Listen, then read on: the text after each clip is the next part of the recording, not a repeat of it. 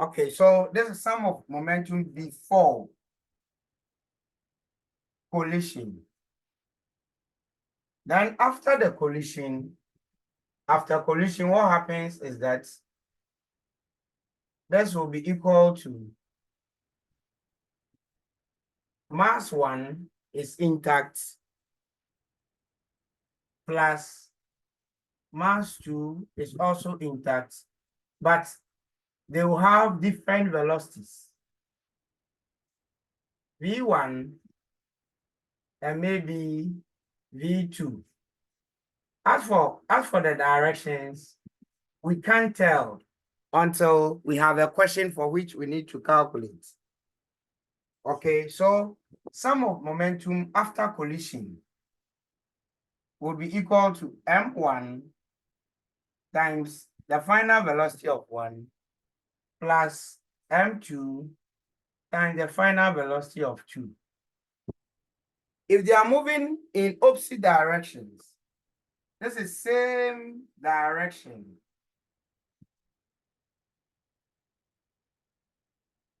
Same direction. If they are moving in opposite directions, mass of 1, let me clear the middle line. So mass of 1, edge velocity is here, u1 plus, this is mass 2, but because they are moving in opposite direction this time, the other direction is negated. So u2 mass 2, so that after collision, the masses will be intact. M1, velocity of this final velocity V1 plus final velocity mass 2, maybe U2, V2. This can also, let's make it straight instead of, because you are looking at linear motion. So let's make it straight. But this value of V, we cannot tell unless we have a real question that has to be solved to determine the final velocities. So if we are to express the law of conservation of linear momentum, m1 u1 minus m2 u2. Please, this is on condition that momentum of 1 is greater than momentum of 2. If it's the other way around, then I'll subtract. So if we have momentum of 2 being greater than momentum of 1, then it will be m2 u2 minus m1 u1. So here I'm only assuming that momentum of mass 1 is greater than the momentum of mass 2. And that is the reason for which I've subtracted this momentum from this. Are you okay? Are you okay? Yes, please. So M1 V1 plus M2 V2. And here too, we cannot tell whether this is moving in the opposite direction, but until you have found V1 and V2, their values, you can't tell whether after collision they will all move in the same direction or in opposite direction. That is why we've left it as plus. But before collision, you can easily tell that, oh, this is coming from here and this is coming from here. So 1 will be minus. Any question?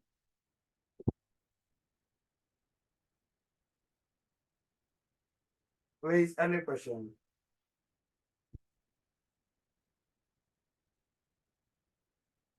All right. A second, please let me take a shot of the attendance so far. I'm going to put the attendance on the platform this time because I'm not happy with the recent attendance.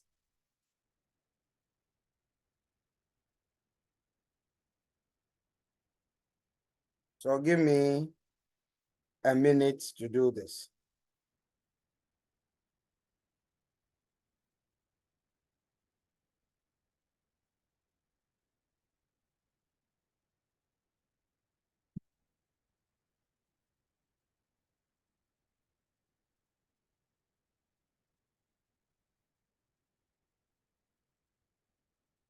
because parents are also on the platform. So,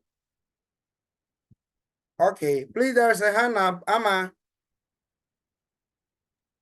Yes, sir. go ahead and ask your question.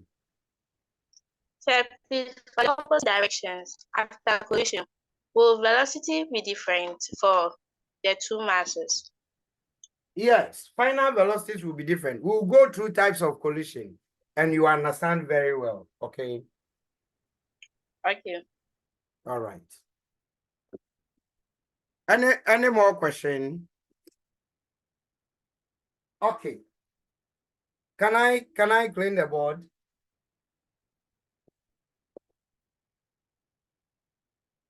Can I clean the board? Yes.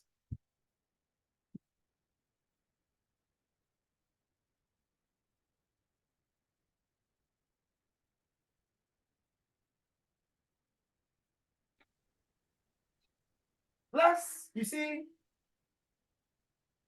a moving body has momentum.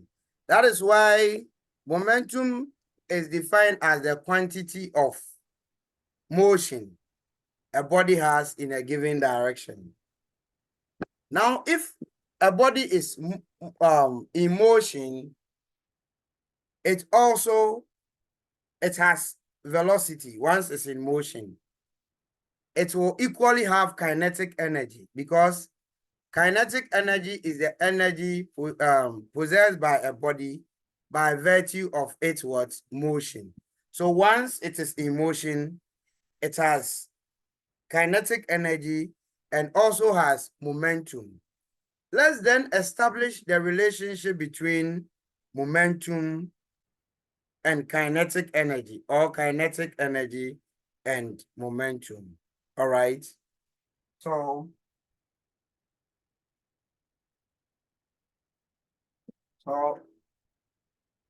relation or relationship between kinetic energy and momentum. How do they relate? Charlotte, how do we determine momentum? Momentum is mass times velocity. Good. So mass times velocity, mv. Kinetic energy. Is the Charlotte. Yes, please. Kinetic energy. Half mv squared. Before we look at this relationship, I want us to go through how kinetic energy Ke is obtained as half mv squared, okay? How this formula is obtained. Let's have a body here, a body over here. Its initial velocity is equal to 0. It is being pushed to this point.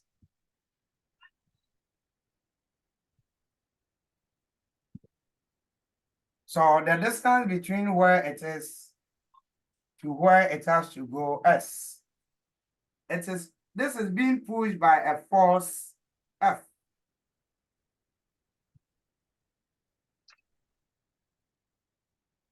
This is being pushed by a force, F, to this location. The initial velocity, U, and once a force acts on it, it will accelerate. There will be acceleration. So once the body accelerates, we'll have a final velocity, which we don't know. Okay. Now, the work done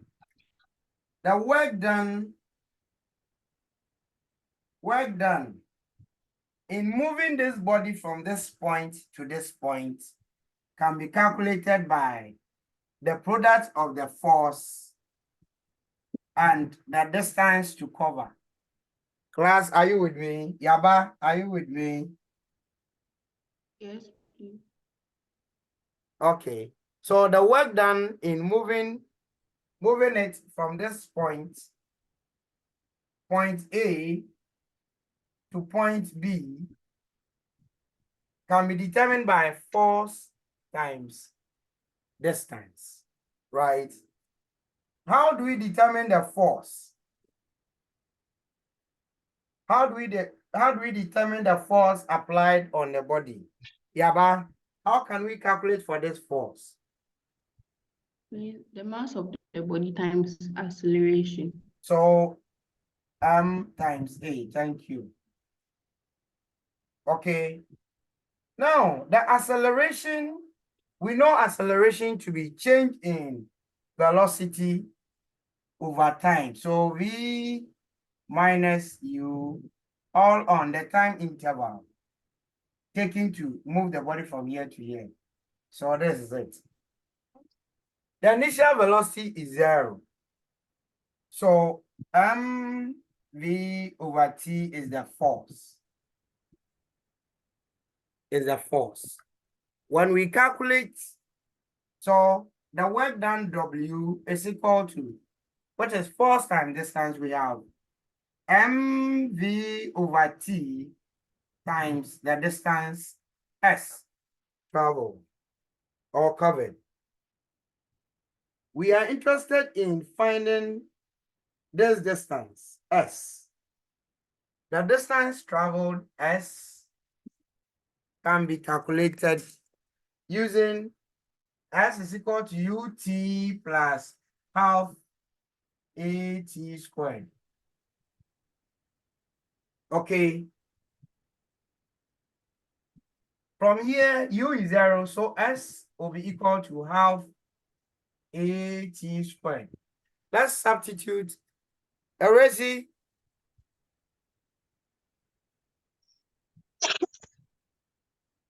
Erezi. Your hand is up. Erezi, go ahead. Oh, you are not aware. Okay. So let's calculate for the work done. We have mv on t. Hear me. Pardon? Please, can you hear me? Yes, I can hear you now. So I was asking that when we're finding the force, it was m into bracket v minus u minus u over t. So how did the u suddenly disappear and became just mv? Initial What? velocity u is 0. Oh, okay. So we removed the So if you zero put it from there. here, you have mv over t. Thank you very much. Okay. So half at squared. Okay. So you have this. Okay. We finally have W is equal to half mva t squared. This yes. So this is what we have. Mv that, right? Half mv at squared over t. Yes, the t can cancel, so we have half mv at. Now look at using equation 1, v is equal to u plus at. And our motion is such that the initial velocity u is 0. So if u is 0, then this v will be equal to 80. Okay. Hold on. Okay. Do you see it? This v will be equal to 80. So this side will be substituted by v. So we have W is equal to half M V dot V times this times, please. Because we are substituting AT for V over here. And so we have W to be half mv squared. So the work done in moving a body from one point to another point is actually what we call as kinetic energy, Ku. Just as the work done in moving a body from one point to another point in the gravitational field of the earth is the potential energy. So this is how we obtain the kinetic energy formula. Half mv squared. Any question? In fact, there is another way, okay, through which this can be obtained. But at your level, you just take this and then as you grow, you grow with it. Are we done writing?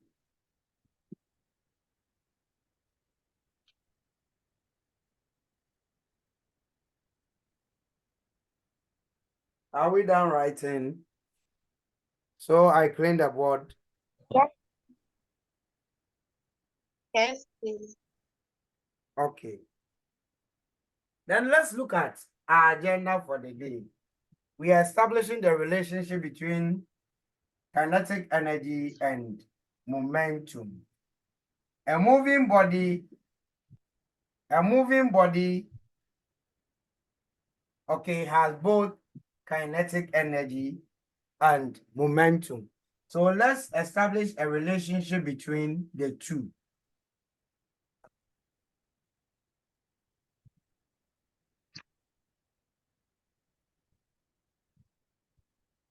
From this is equation 1, momentum formula. This is equation 2, kinetic energy formula.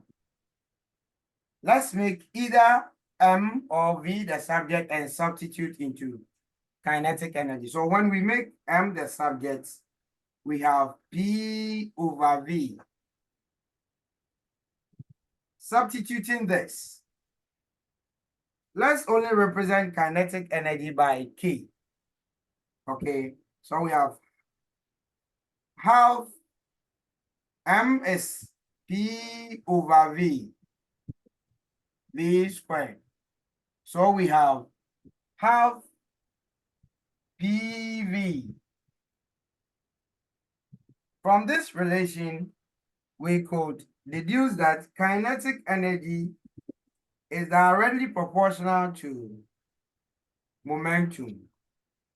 And kinetic energy is also directly proportional to velocity.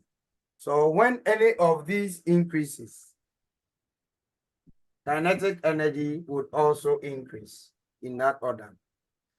The other formula is that make V the subject. If we make V the subject from the momentum formula, we have P over M. We have P over M. Substitute this into the kinetic energy formula. K is equal to half M, okay. V is equal to P over M. So P over M squared. This is equal to half M P squared over M squared. And this is also equal to half P squared on M. From this relation, we could deduce that kinetic energy is directly proportional to the square of the momentum. And kinetic energy is inversely proportional to the mass. So these are the two relations we can derive from. Okay. So it means that for two different kinetic energy of two different masses of the same magnitude. So if this one works at constant masses,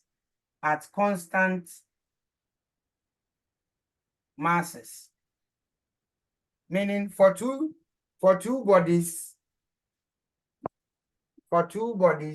magnitude of M1 is equal to magnitude of M2. Then we can say that the kinetic energy of one will be directly proportional to the momentum of the square of the momentum of one.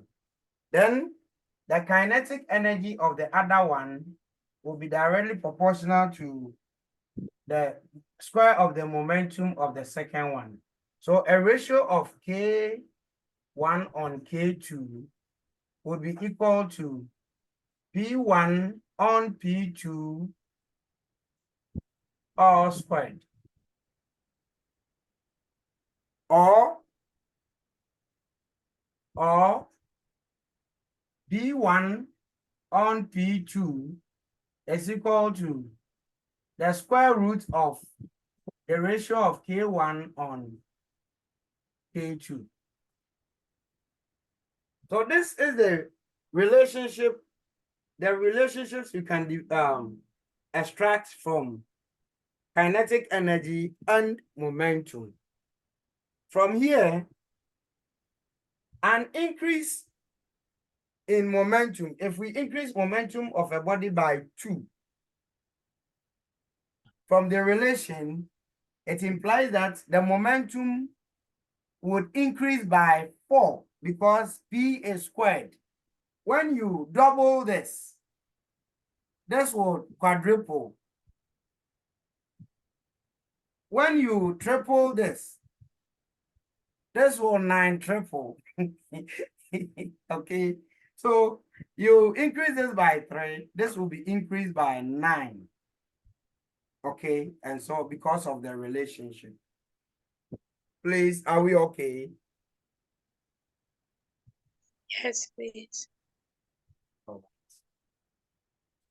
I want us to apply this in solving a problem.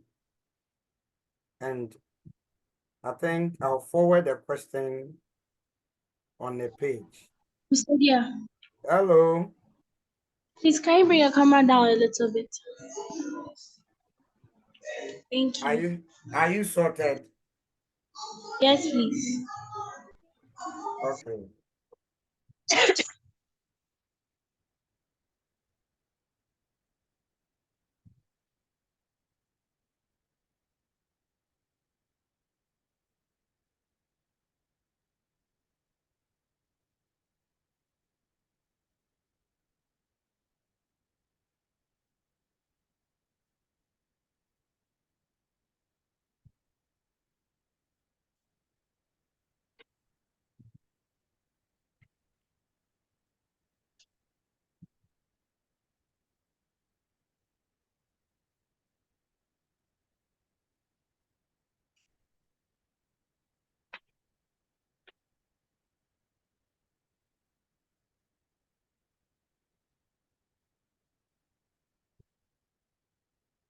Coming.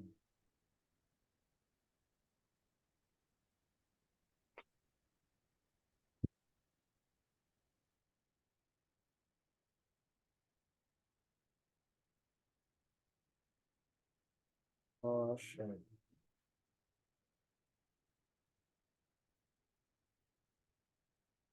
Akuya Adam, are you here? Yes, please.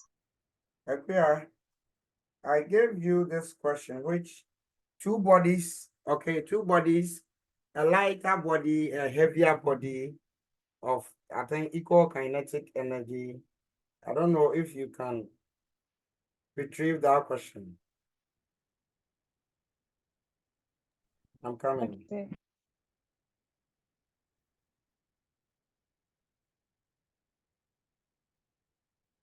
If you have it. Oh, okay. It's here. All right, class, I'm forwarding the question onto the page.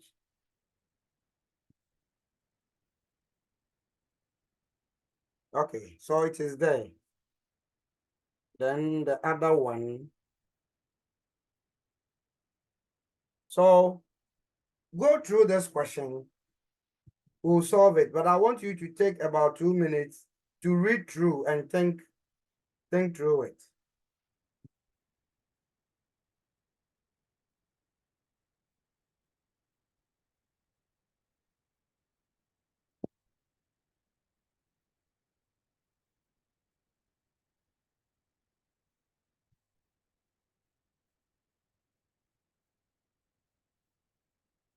I've sent a second question too.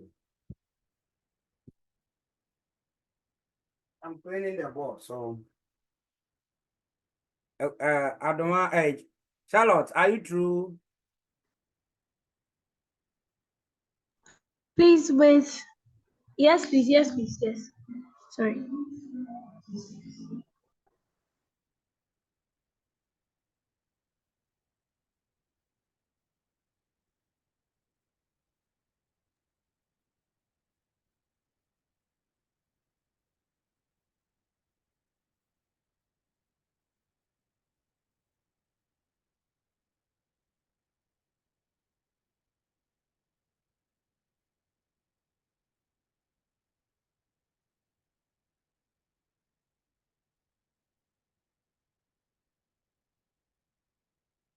So please let me take a shot of the attendance. These days, I have to be displaying attendance on the page because, in fact, the frequency, I don't like it.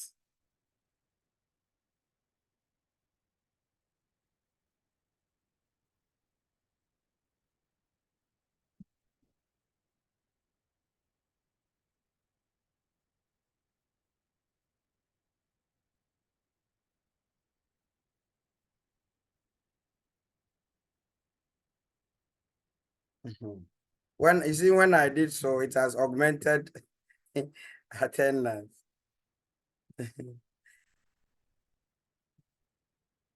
Okay, so let's go through the question. The handwritten one, a light body and a heavy body have equal kinetic energies. Which of the two has larger momentum? So let's treat them one after the other. A light body and a heavy body have equal kinetic energies. Which of the two has larger momentum? We just derived the equation to this, but let's go through for you to apply the equation. We realize kinetic energy relates to momentum by half p squared over m. Here I'm using this one and not the other one because I'm not giving velocity. So I'm not going to use the PV1 half, I think half PV because I'm not giving velocity. I'm giving kinetic energy and momentum. Okay, a light body and then a heavy body. The heavy body has a greater mass than the light body. So let the light body be M1 and then heavy body be M2. So whenever I see M1 light body, M2 heavy body. So if I should write the kinetic energy for the first one, I have K1 is equal to half P1 squared over M1. This is the kinetic energy of uh the heavy one. Okay. Now the question is interested in which of the two has larger momentum. So I want to make the momentum of one, the light body, the subject. So I have P1 squared is equal to 2m1 times k1. Therefore, P1 equals square root of 2m1 k1. Let's do the same thing for the heavy body. So K2, the 2 applies to heavy body. The 1 applies to the light body. So P2 squared over 2m2. Therefore, making P2 the subject, I equally have square root of 2m2 K2. Now, we were told from the question that they have equal kinetic energies, meaning K1 equals K2. K1 equals K2. So which of these momenta will be larger? Will it be P1 or P2? Class. Which one has a larger momentum? Will it be P1 or P2 from what we've done, what we've had for them? Yes. Yaba, Is P2 why, Yaba? because P2 has a heavier mass, and when the mass increases, the momentum to increase because Thank you. it's directly proportional to them. Good. So, in effect, what we are seeing here is that the momentum of one is simply directly proportional to the square root of the mass, because 2 and k are constant. The kinetic energy of 1 is equal to 2. So this one and this one have no effect. P2 is also directly proportional to M2. So the momenta, each of the momenta is directly proportional to the masses.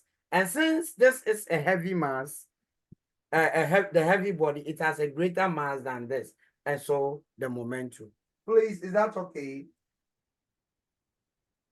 Are we okay? Yes, please. Look at the second question.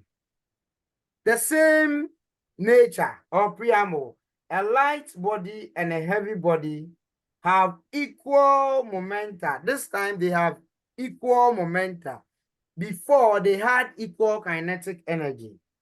They have equal momenta. Now, which of the two has larger kinetic energy? So within maximum 4 minutes, I want you to do this for me. It's basically the same thing. Put ideas together and then tell me which of the two would have a larger kinetic energy. And as you go through, be ready with your why. I am a why person.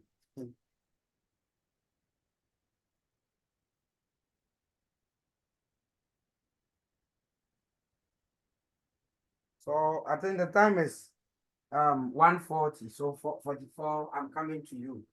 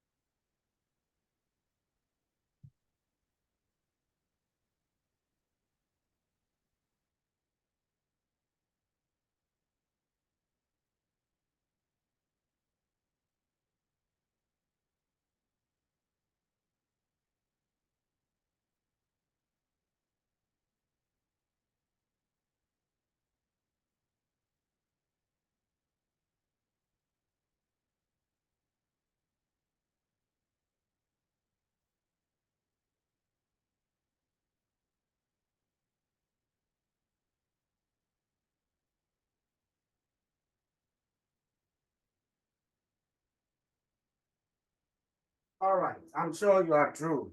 So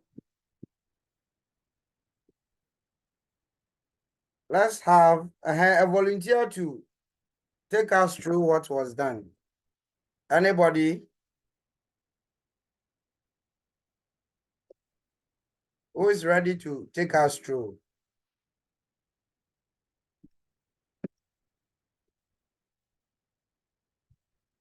Okay, then let me take it up myself. Okay, Yaba.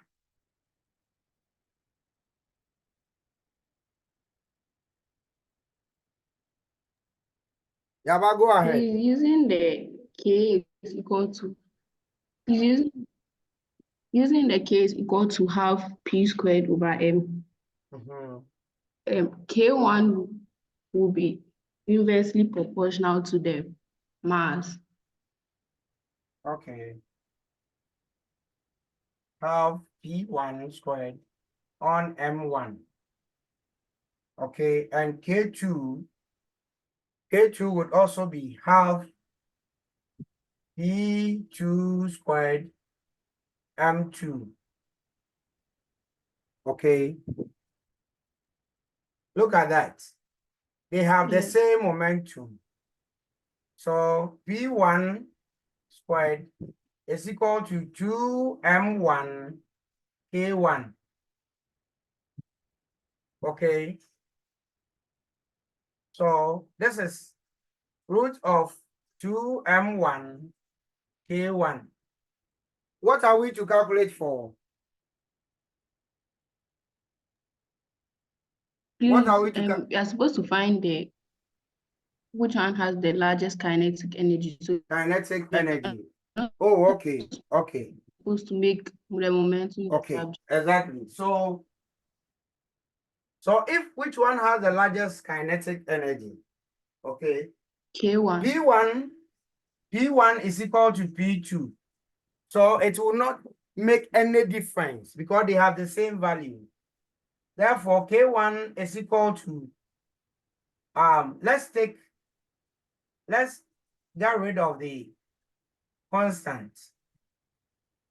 Okay, and then K2 is also inversely proportional to 1 on M2. Now, when quantities are inversely proportional, an increase in one results in a decrease. Okay, but this is the case we have M2 greater than M1. And so it certainly means that if you have a fraction and the denominator is smaller than the numerator, okay, the fraction with the smaller denominator, okay, in all is greater than the one with the larger denominator. Example, if you have 1 on 9, 1 on 9 is greater than 1 on 10. Okay, so because M2 is greater than M1, this results K2 would also be greater than K2 would be greater than, sorry, K1 will be greater than K2 because this is greater than this. Class, are we okay? Are we Yes. fine? Okay. There is I don't know if I forwarded the other question. Let's quickly look at another question I Stadia. sent. Hello. Go. Please, can you go over again? Okay, so we are looking at which one has a larger kinetic energy, but they have equal momentum. Okay, so using this formula, K1 kinetic energy is equal to half mp squared. I determine the kinetic energy of each one. The lighter mass K1, this is half M1 P1 squared. Okay, then K2 would also be half M2 P2 squared. Now they have equal momenta. So the magnitude of momentum of 1 is equal to the magnitude of momentum of 2. Meaning that if we are doing the comparison, the momentum wouldn't have any effect because they have the same value. If 10 kilogram per meter, 10 kilogram meter per second, the same value. So they wouldn't make any difference, okay? Implying that K1 is just inversely proportional to 1 on the mass 1. Don't forget, 2 is also a constant, so it wouldn't change anything. Then K2 would also be inversely proportional to 1 on M2. This is lighter body. This is heavy body, meaning that this mass is greater than this mass. But if you have a fraction and then the denominator of the fraction is greater than, okay, one fraction has a larger denominator than the other. Example, I have 1 on 10 and 1 on 9. Because this denominator is less than this whole fraction is greater than this one. So the fraction 1 on 9 is greater than 1 on 10. You have calculators, punch it and see. Okay, so because M1 is less than this, the whole fraction 1 on what it will give us will be greater than this one. Hence, K1 is greater than K2. Please, are you okay? Mr. Adrian, please, you said if the denominator is less, the fraction is bigger. Oh, Yes, sir. Yes. okay. So this is 0.1. And what is this? What is 1 over 9? 0.1 something, right? Good. Yes, So please. that's the explanation. Okay, then the second question. Let's jump from A to B. The B question says that what is the momentum of an 8,000 kilogram truck when its speed is 20 meters per second? So the truck has a momentum, okay, a mass of 8,000 kilogram with a speed of 20 meters per second. What speed must a 2,000 kilogram car attain in order to have the same momentum as the truck? Okay. So first you calculate for the momentum of the truck. Now, a car has a mass of 2,000 kilograms. What speed must the car have in order to attain the same momentum as the truck? So first, calculate the momentum of the truck. What did you get for the momentum of the truck?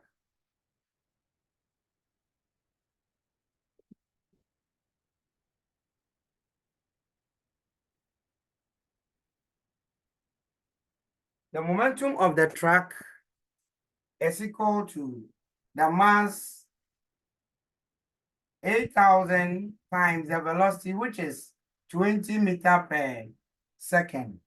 And so P of the truck is equal to 16 times 10 to the power 4 kilogram meter per second. Now a car has a mass of car 2,000. The question is that what speed must the car be traveling with in order to have momentum equal to that of the track. So P of the car, which is MC by V. V is what we are looking for. Okay, you are looking for the speed which will help it have the same momentum as that of the. So 16 by 10 to the power 4 is equal to 2 times 10 to the power 3 times velocity of the car. Therefore, velocity of the car would be 16 by 10 to the power 4 over 2 by 10 to the power 3. So this is 80 meter per second. It means for the car to have the same momentum as the track, it must be speeding at 80 meter per second to have such a momentum. Are we okay? If you have any Yes, concerns, please. let's know. Okay, then I want you to try the second question. The second question is also demanding that what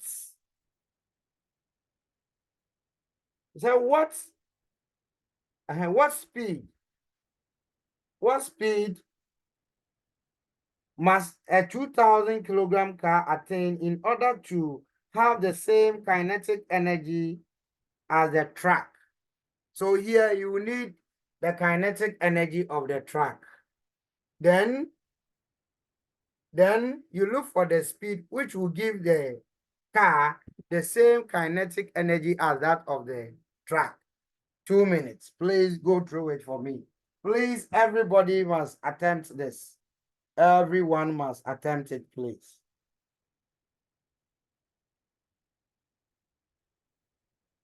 So I can call any one of you to share your answers. So do so for me. Sarah, please. Pardon? Are you Please, which one are through? we looking at? The big question. What velocity must the car attain in order to have the same kinetic energy as the track?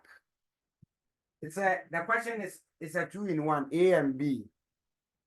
Oh, sorry, I and I. What speed must the car attain in order to have the same kinetic energy as the car?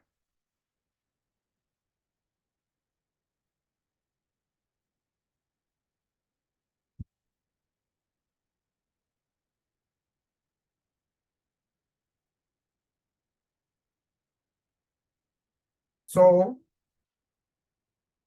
let's get the kinetic energy of the car.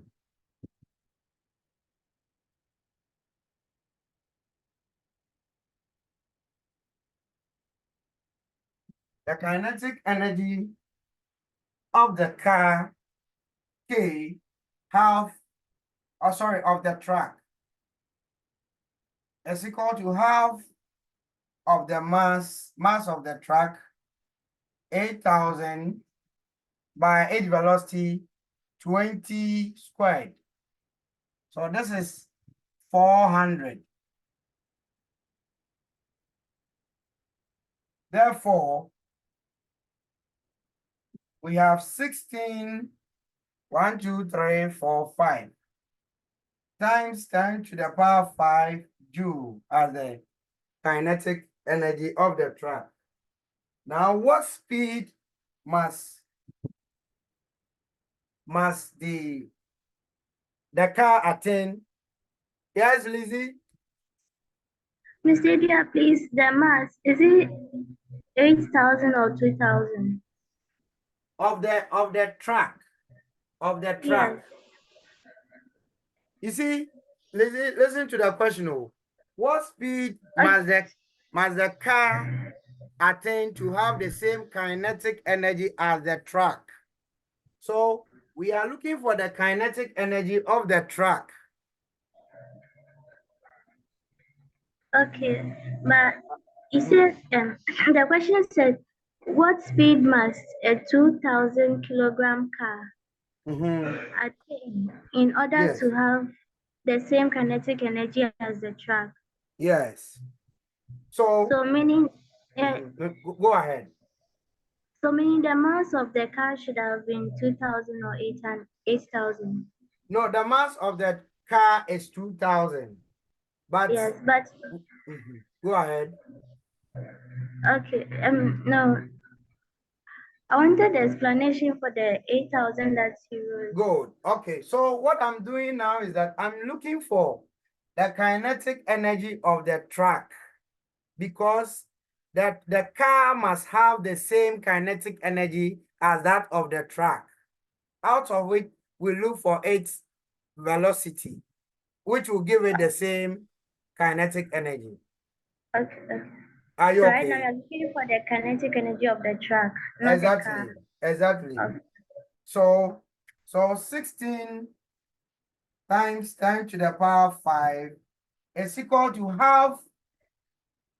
half times 2,000 times velocity of the car squared. So I'm equating this to the kinetic energy of the car. Lizzie, are you okay? Yes. Good. Please, is everybody okay? Yes. Okay. So I have VC squared, this is times 1,000 will be equal to 16 by 10 to the power 5 divided by 10 to the power 3, which is 1600. Therefore, VC will certainly be the square root of 1600, which is 40 meter per second. So, in order to have the same kinetic energy as the truck, the car must be speeding at 40 meter per second to have the same kinetic energy as the truck. Any question?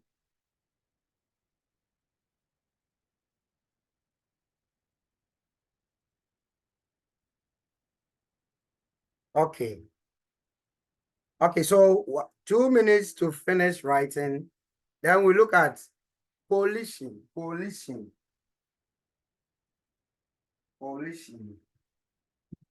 Types of collision.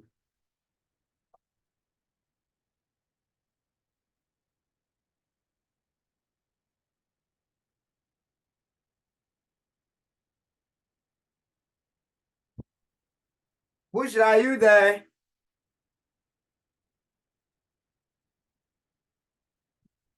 Hello, Bushra.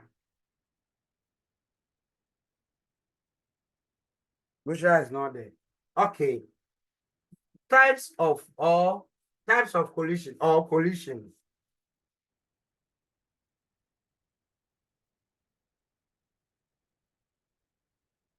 When we talk about collision, it is the situation whereby two bodies, okay, interact with each other, and then I mean utilize their internal energies.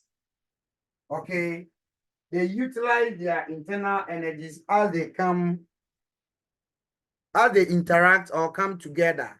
Here, the external energy influence on them, it's very, very, very small, or sometimes not in existence because of the time they take, okay, to interact. That is why the law of conservation of linear momentum talks about when external force acting on the colliding bodies is 0. It is the masses' internal energy that interacts. So when you have two masses either coming together, okay, involving in head-on collision or sideways collision. Okay. It's about or comes under a collision when two bodies from the same direction or opposite directions interact. Okay, it squarely falls under collision. In the same way, when you have one body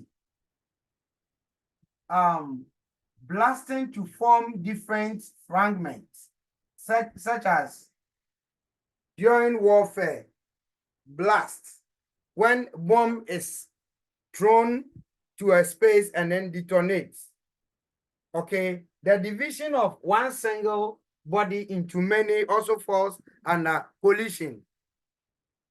So when we look at the concept of collision, we are looking at two bodies coming together to interact. Okay, or one body breaking into different fragments also falls under collision. There are two main aspects of collision.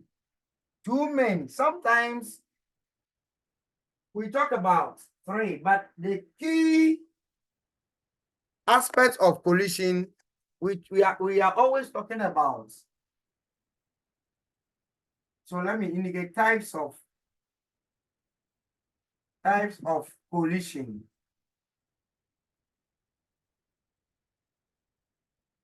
Under the types of collision, the two main aspects are perfectly elastic collision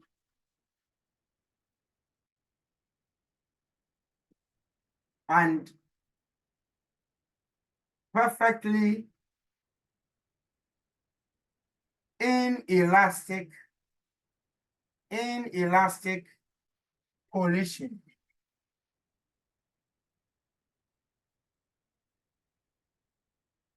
Other books or some books also talk about inelastic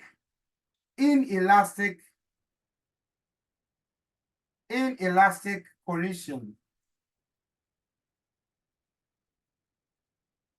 and sometimes elastic collision. But the main two are the perfectly elastic and then perfectly inelastic.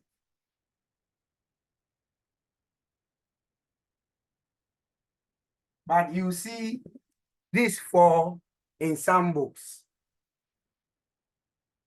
When we talk about perfectly elastic collision, what do we mean? Perfectly elastic collision.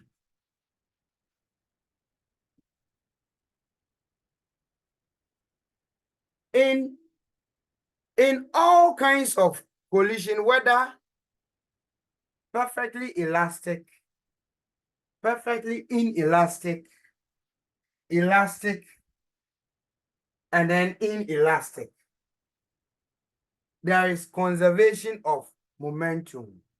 So in all collisions, in all collisions, momentum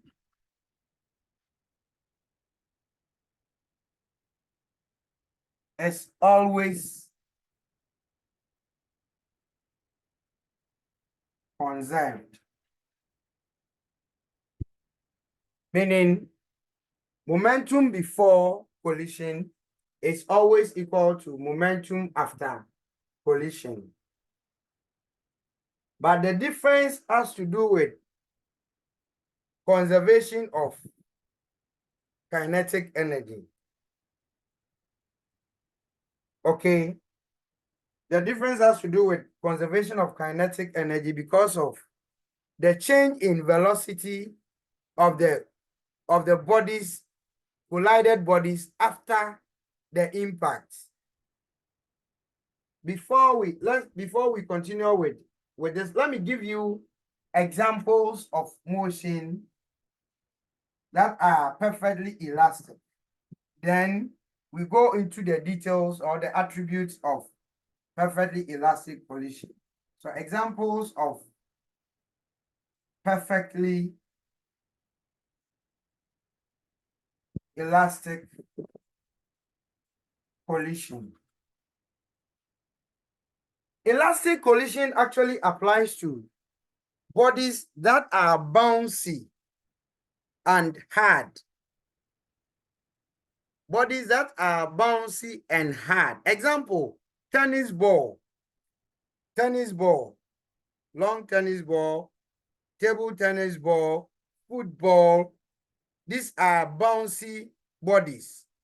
And then the snooker ball, billiard ball. These are bouncy and hard. So whenever we talk about perfectly elastic collisions, it is at the reserve of these kinds of items or materials. They must usually be hard and bouncy. When you have a tennis ball or football in your hand, and then you strike it against the floor, it can easily bounce, okay, from after the impact. Tennis ball, the same thing. TT ball, the same thing. Okay, so these are items that are associated with perfectly elastic collision. Now, in elastic collision, momentum is always conserved. Kinetic energy is always conserved as well. What it means is that if I have tennis ball in my hand and then hit it to the ground, by applying a force to it, I give it kinetic energy before.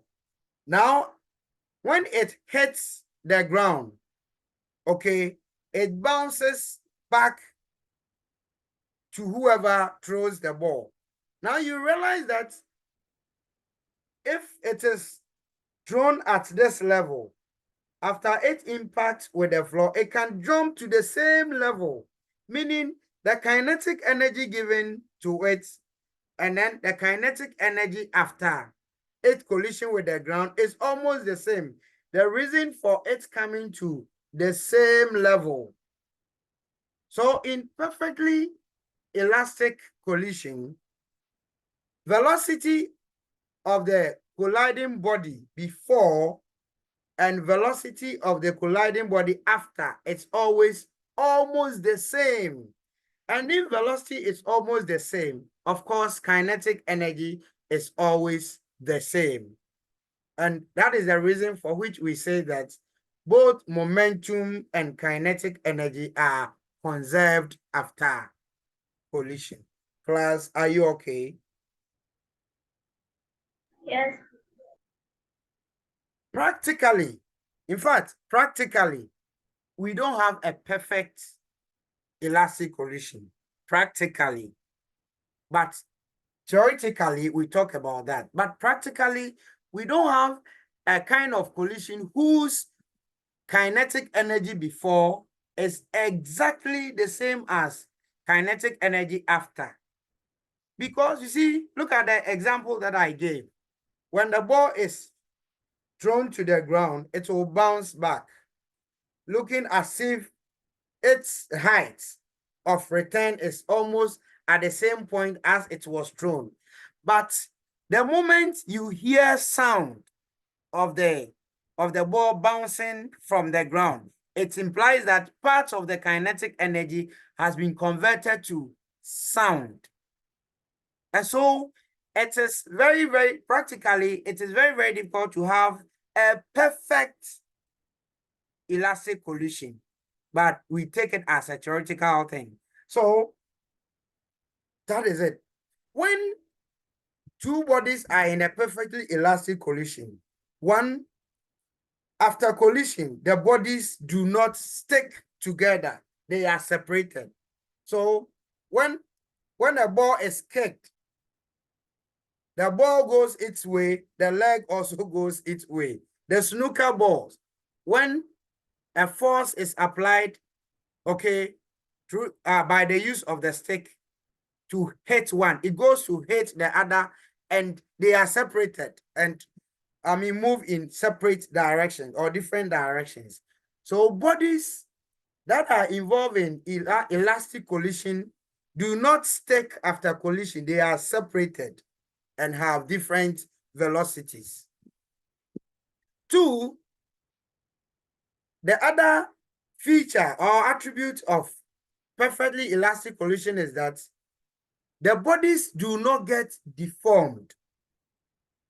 When you hit or you throw a tennis ball to the ground, it will bounce off from the ground, and the ball hardly will be damaged unless there's a problem with the ball itself. But if there's no problem, the ball after hitting the ground will just bounce back and then will never be damaged.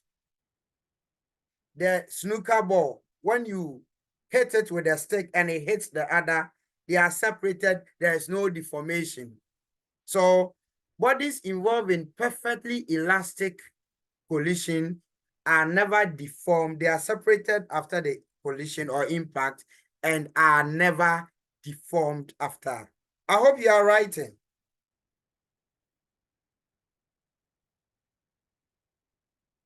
Hello, are you writing? Please, I didn't write.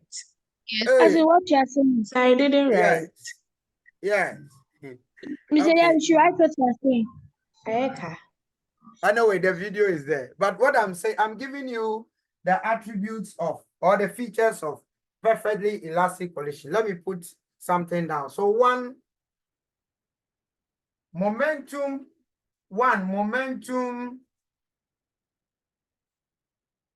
and kinetic energy are conserved.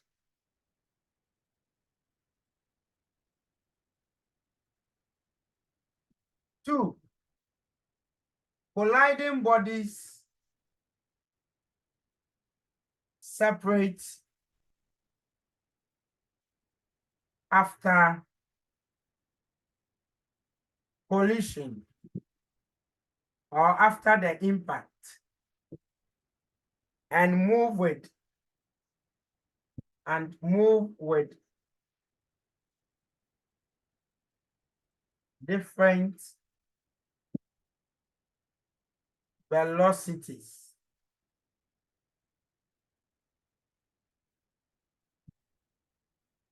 Three,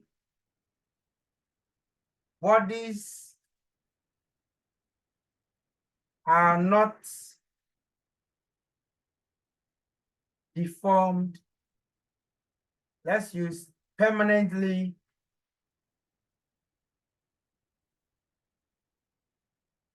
deformed after collision. So these are the key attributes. Then the fourth one, which you will not understand now, is that the coefficient for perfectly elastic collision, the coefficient of restitution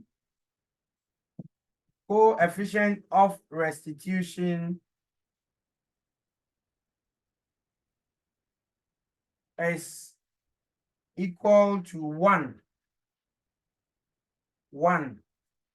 This you won't understand for now. As we move on, you understand what I mean by coefficient of restitution equal to 1.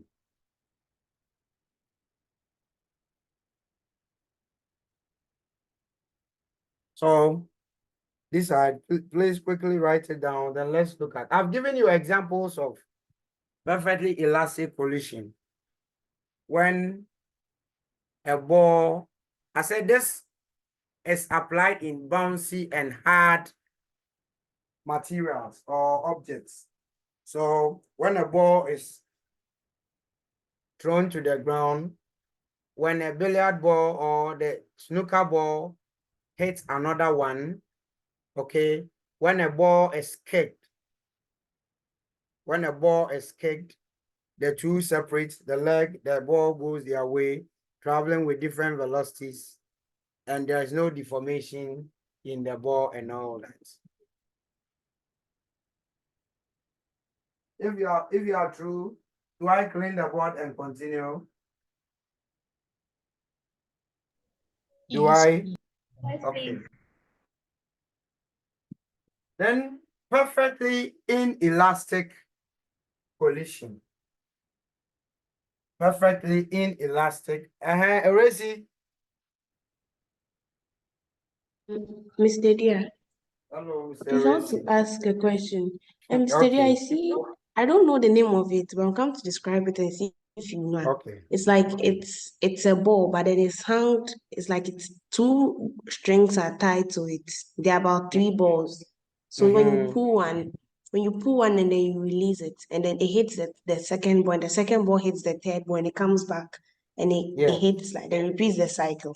Yes. So said that one the can you also classify that like Perfectly movement as elastic. Perfectly elastic collision. The billiard ball. okay. Thank you very Yes. much. Okay. Perfectly inelastic collision.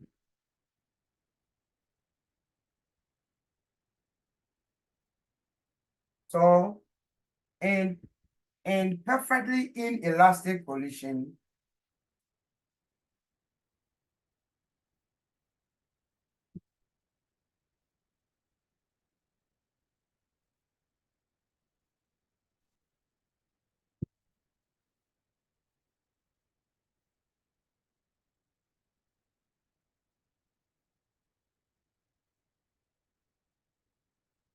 let me draw your attention to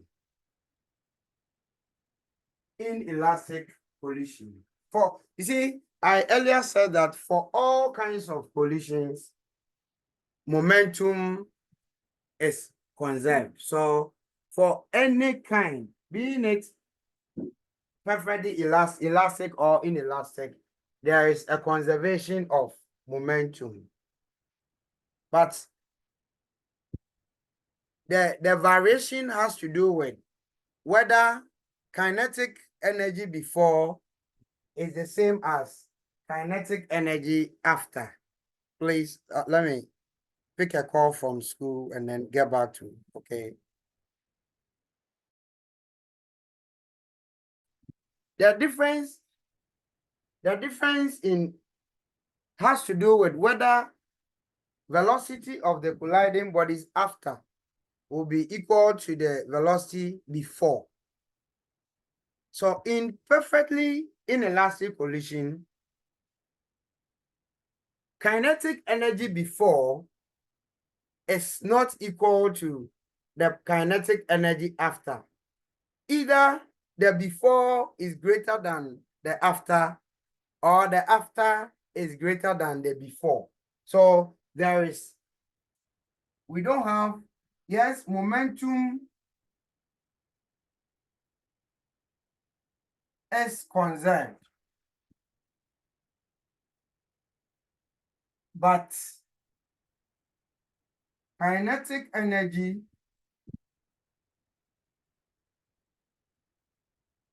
is not. I think I forgot another example of perfectly elastic. Please, the collision of atoms or molecules against the walls of its container. Okay, the collision of atoms or molecules of gases are also examples of perfectly elastic collision. So included the collision of uh, atoms or molecules of gases are also examples under perfectly elastic collision. So add it, right?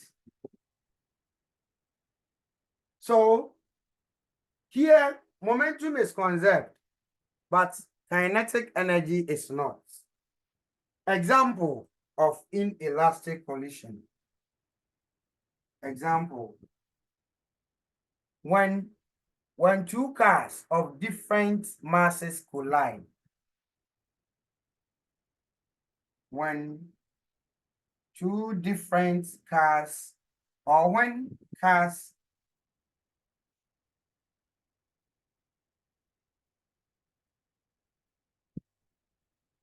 collide, the collision is inelastic. Then two, when a bullet is fired into a tree or a concrete, a bullet fired into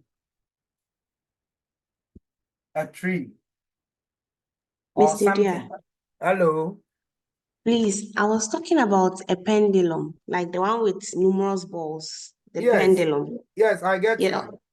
you. So that one, is it perfectly elastic collision? Yes, perfectly elastic collision. Okay, thank you very much. So a bullet fired into a tree or concrete.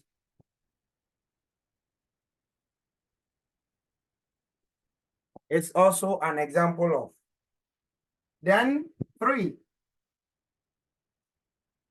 when mortar, okay, is thrown perpendicularly to the wall or mud, mortar or mud,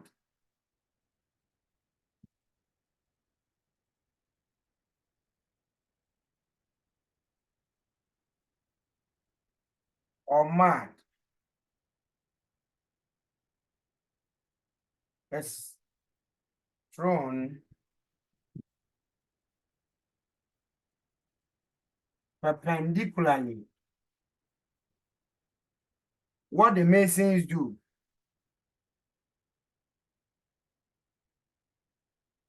to the wall, what the masons do, masons, okay, take mortar with their trowel and then smash the wall with.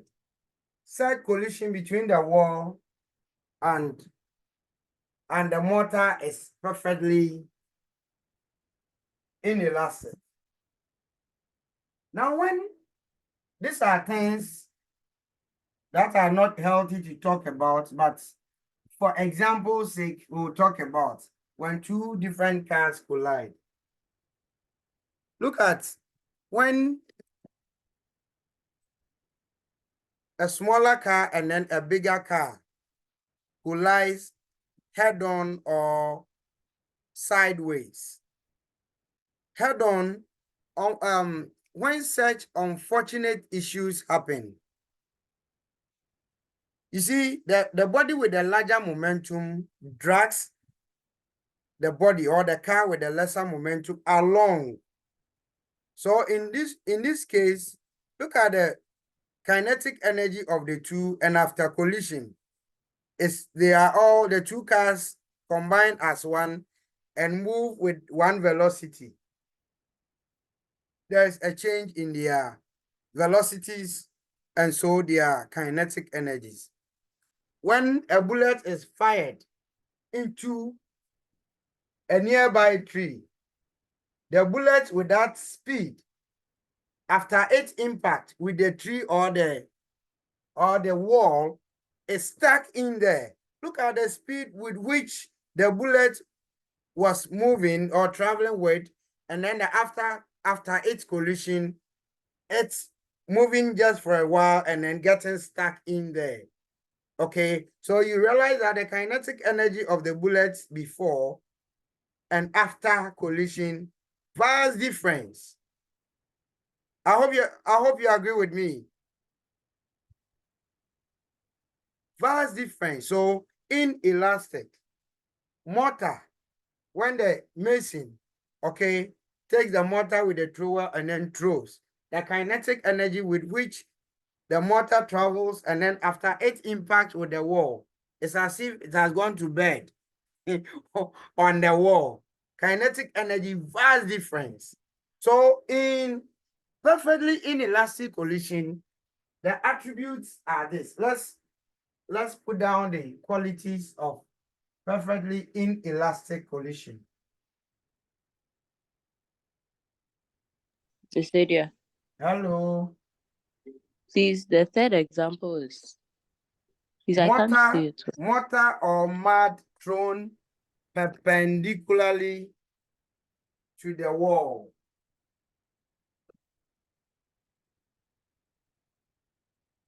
Thank you very much. All right. So characteristics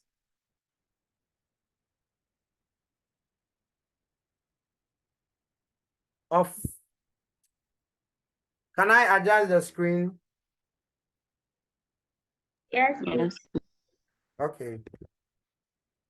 So characteristics of perfectly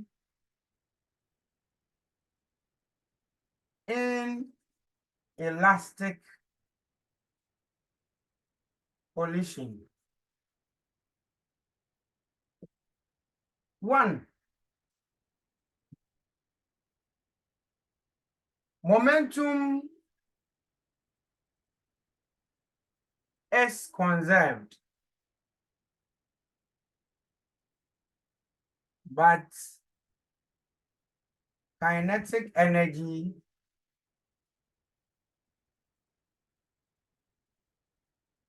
is not conserved. It's not. Here, the reason is that part of the kinetic energy after collision is converted to other forms of energy, such as sound, such as heat, and then to increase the internal energy of the. So that is why in such situations, after collision, the possibilities are that there will be loud sound. Boom. There will be heat generated, or the temperature of the colliding bodies can increase just instantaneously. Okay. So there is a conversion of the kinetic energy into other forms of energy. Okay. The reason and the loss in kinetic energy here is usually very, very huge. Look at the bullet fired. A bullet, when fired, traveling with that gargantuan velocity or kinetic energy, and after collision into the wood or the tree or the wall, it's as if the bullet is even stuck. It will just go for a while and then remains there. So the change in energy before and after, okay, is very, very, very great in perfectly inelastic collision. Then 2, the colliding bodies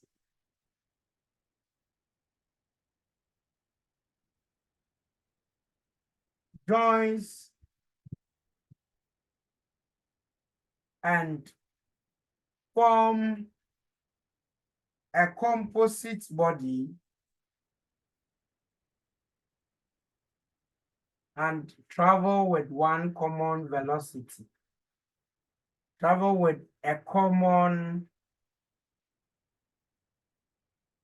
velocity.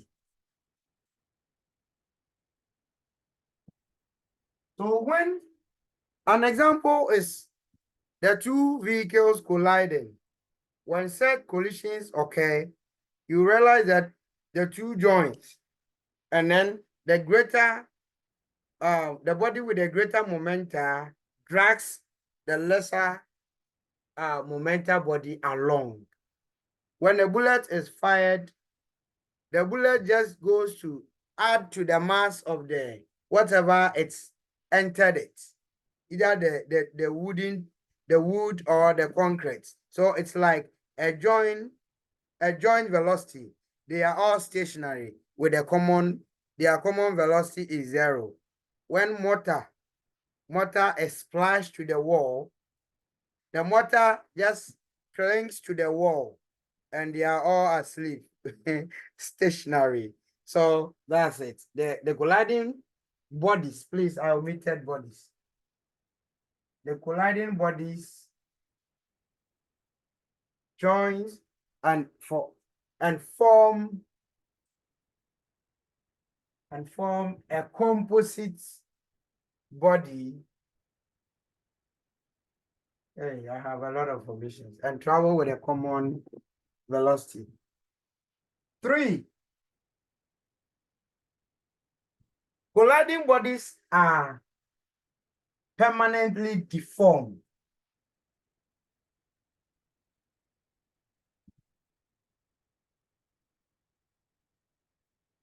Are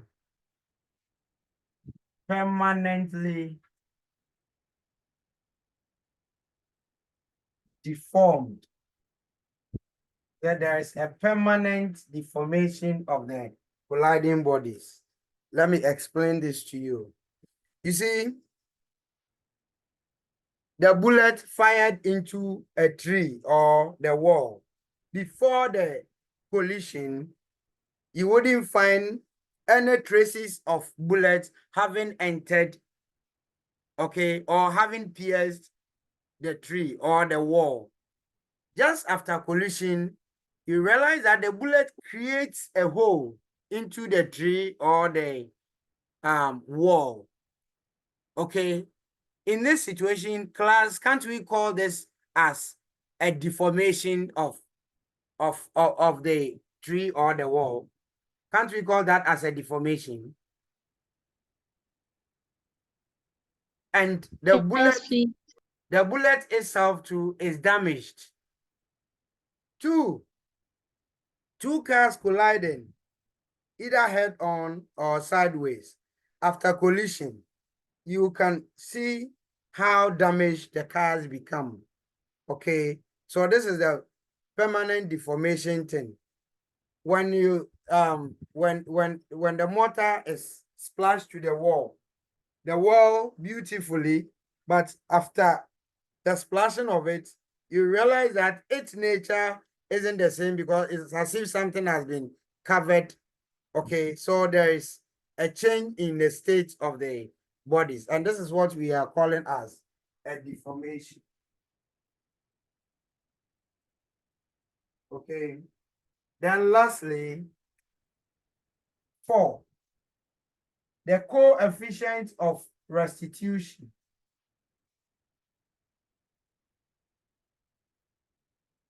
Restitution for a perfectly inelastic collision is 0. For a perfectly inelastic collision, the coefficient of restitution is 0. These are the key elements of perfectly inelastic collision. Any question?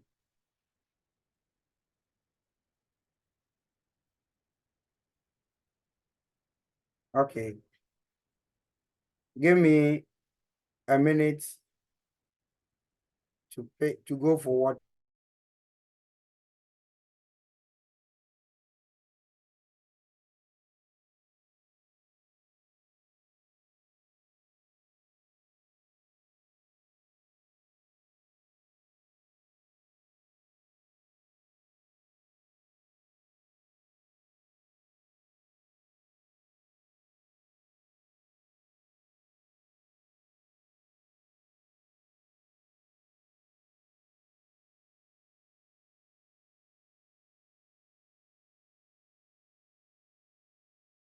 Elastic collision.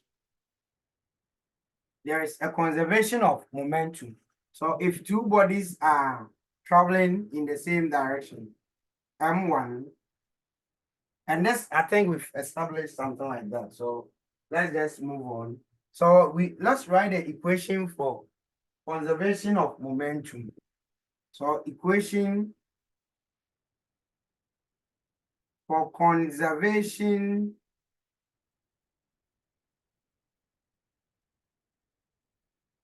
of momentum for two different masses involved in collision. See, for two masses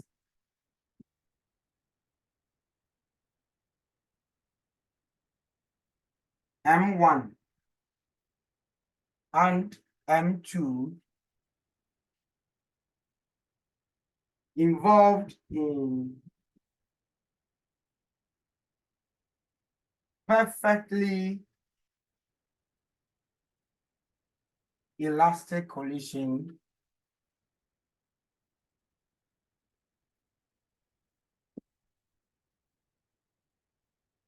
now if the two bodies are moving in the same direction for same direction,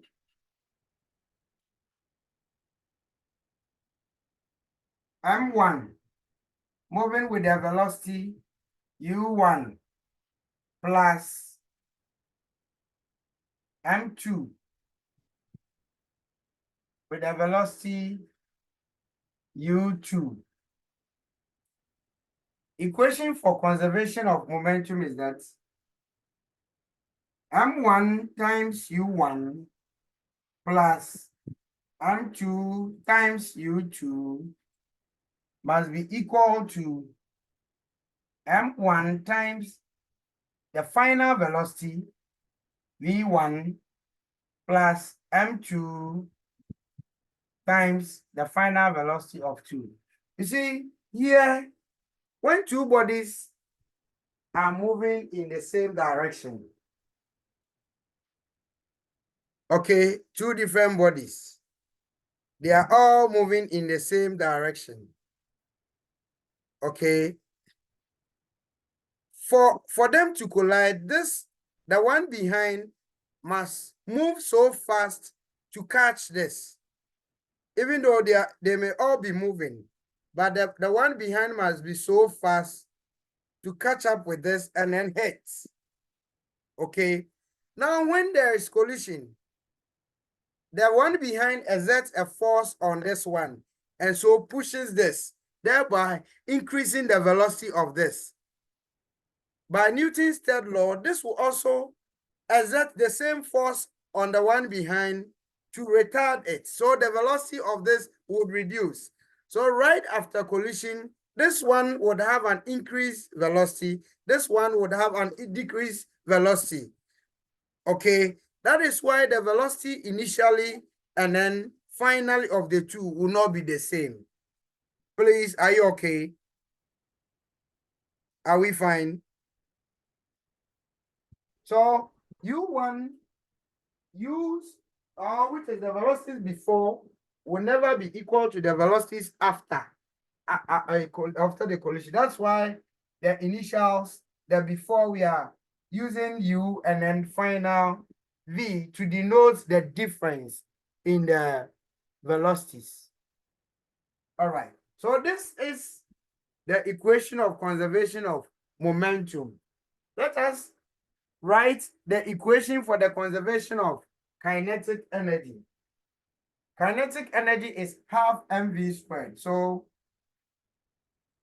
half m1 u1 squared plus half m2 u2 squared would be equal to half m1. As for the masses, there is no change because in elastic collision, there is no deformation of the colliding bodies. So m1 v1 squared plus half m2 v2 squared. Now we can simplify this by multiplying 2 by 2 to eliminate the half. So m1 u1 squared plus m2 u2 squared is equal to m1 v1 squared plus m2 v2 squared. I hope we are fine here with the two equations. So we have this as equation 1, we have this as equation 2. If you have any question, ask before I continue. If no question, then let's continue with our discussion. Now, put this down from 1 to 2 because I'm going to clean the middle part. Can I clean it? The middle, just the middle part, because the middle part is the same as this one, as equation 2. But I want to use it for something, the reason for which I want to clear this.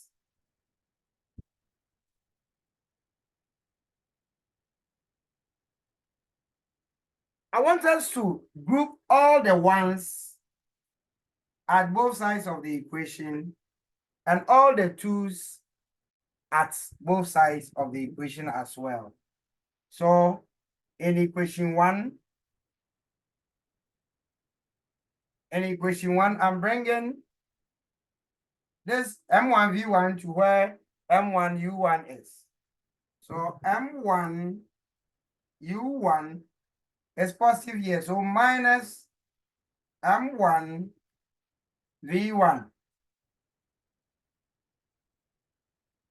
Then bring this 2, M2U2 to where this 1, 2 is.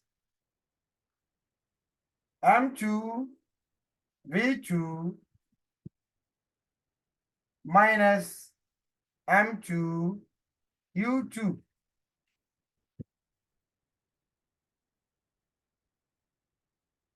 Since you have this, I want to continue from this. So you see, M1 is common. So when you factorize M1 out, you have U1 minus V1. Then factorize M2 out.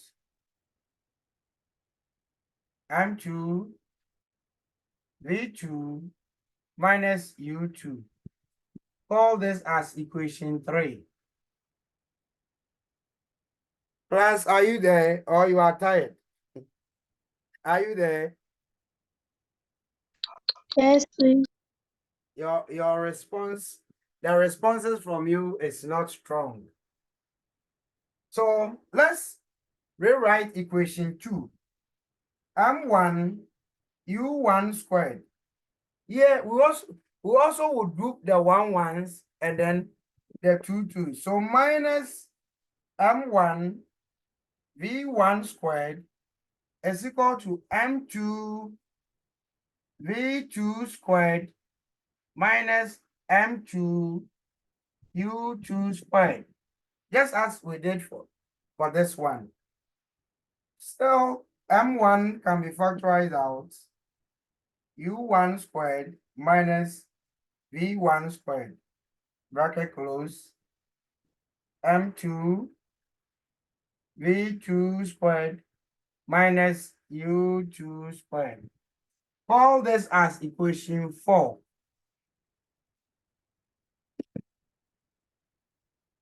Let's divide equation 4 by equation 3. So we are dividing this equation by this equation. Left-hand side divided by left-hand side. Right-hand side also divided by right-hand side. So look at it. I divide this by M1 U1 minus V1. I divide this side by M2 V2 minus U2. So equation 4 divided by equation 3.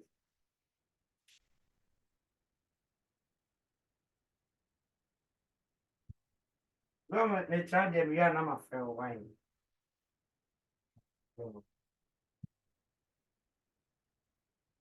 So when you do that, M1, M1, M2, M2. Please, what is U1 squared minus V1 squared?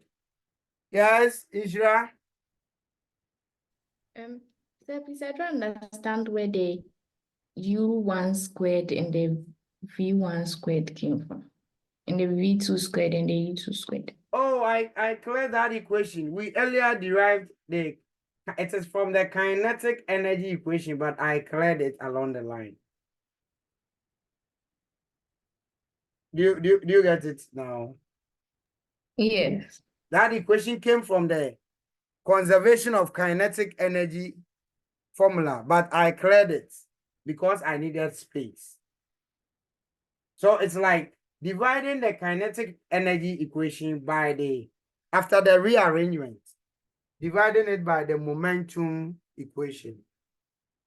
Is that okay? Yes. Okay.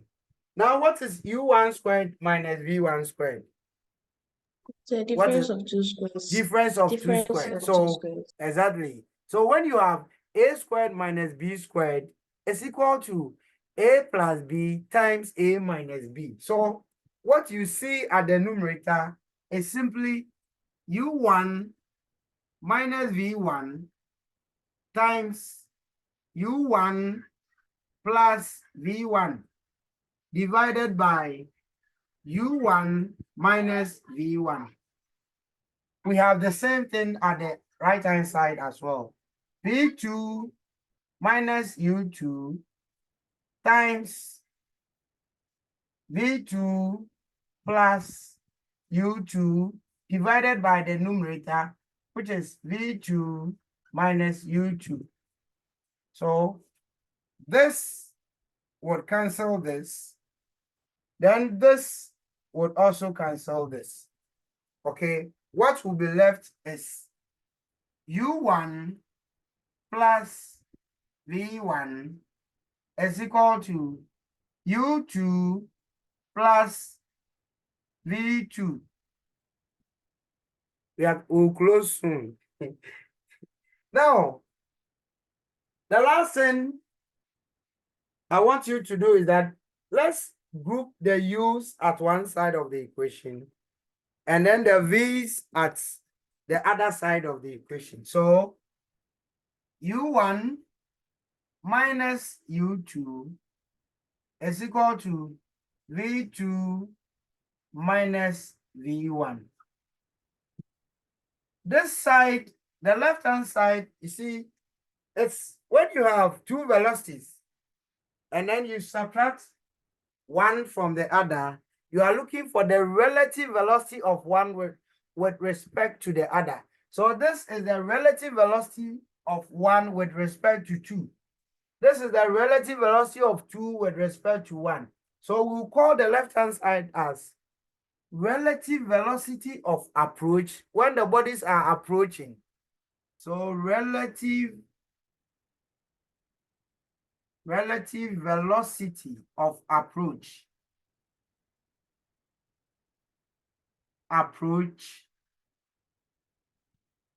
is equal to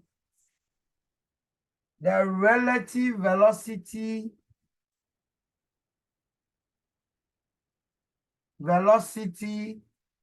of, you see, these are the velocities after the impact.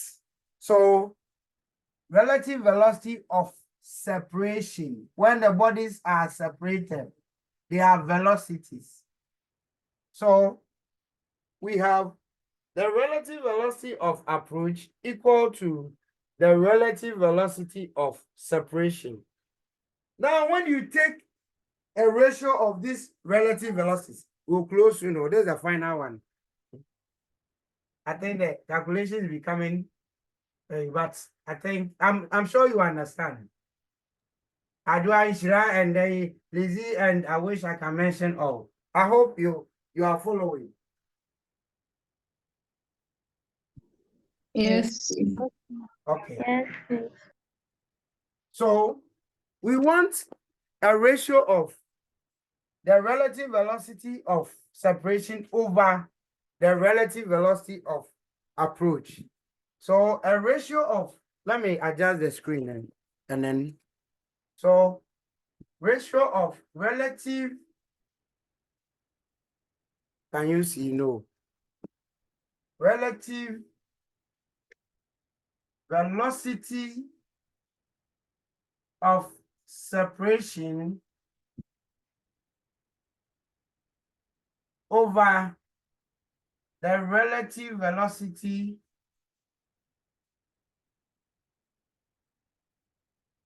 of approach is what we call as E, and E is called the coefficient of restitution, where E is known as the coefficient of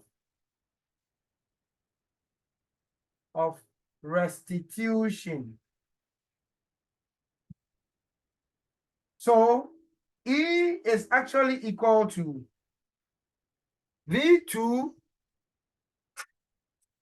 minus V1 over U1 minus U2. There's another way of expressing it, which I'll take you through in our next meeting.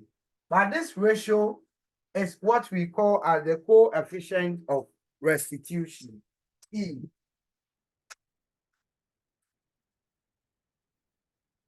Any question after the teaching tone or the mathematics tone? Any question? Okay. Mr. Dear, Hello. please, why does the relative velocity of separation come before the relative velocity of approach? Because when we solved it and we reduced it over there, the approach came first, which was equal to the separation. Oh, So there why are has it lots been of. turned around? Oh, you see, this is it. This is what you are saying. The approach before the separation. In deriving the formula for E, we always use the relative velocity of separation as a numerator. So it's like dividing both sides by U1 minus U2, for which this will cancel and then blah, blah, blah, right? So it's just, it's more or less like a relation we have carved for this particular purpose. Okay. Okay. So its usage. This is used to determine whether the coefficient of restitution is used to determine whether a collision is perfectly elastic or perfectly inelastic. If you recall, when we were going through, I told you that when collision is perfectly elastic, E is equal to 1. If it is perfectly inelastic, E is equal to 0. So this is used to determine whether a collision is perfectly elastic or perfectly inelastic. We also use this to determine whether it is inelastic, but not perfectly. If it is inelastic, the value of E is between 1 and 0. So E 1, okay. So if the collision is inelastic, not here, there's no adjective, perfectly. Then the value of E is between 1 and 0. So when you calculate for E and you get any value between 1 and 0 are not inclusive. Between 1 and 0, then it means the collision is inelastic. We only have it for these three. Collision is inelastic, perfectly inelastic, and then perfectly elastic. Okay. So class, if you have a question, ask. If you don't have any question, then I sign out. Any question after the marathon? All right. So then this is where I draw the curtains on our meeting today. In fact, thanks very much. In fact, when I display the attendance, it seems to have worked, and so I'll do more than I've done today until, I mean, possibly same time Monday. In fact, take care of yourselves and bye-bye.